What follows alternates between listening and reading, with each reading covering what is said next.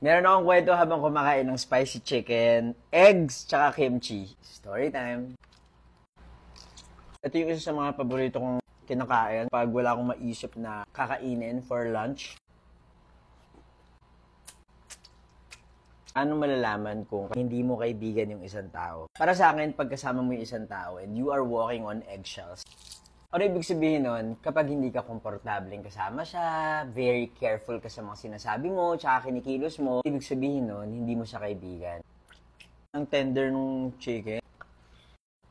Parang feeling ko kasi yung friendship, it's a two-way thing. Dapat komportable kang kasama siya. And at the same time, komportable din naman siyang kasama ka. Kasi kung lagi mo lang siyang inaalaala, and at the same time, ikaw parang wala lang naman sa kanya, hindi rin ibig sabihin no, nakaaway mo siya. Kakilala mo lang siya. Pero, hindi mo siya kaibigan. Alala ko, meron akong kakilala no, na every time nakasama ko siya, ingat na ingat ako sa mga sasabihin ko. Nung una, akala ko, I can be myself. Eventually, teka lang, bakit laging kailangan nag-iingat ako? Ay, ma-hurt siya pag ganito. Na kapag kumakain kami o kaya gumagala kami, hindi ko malabas yung tunay kong sarili. So, doon ko na-realize na parang, hindi ko siya kaibigan. Kakilala ko lang siya.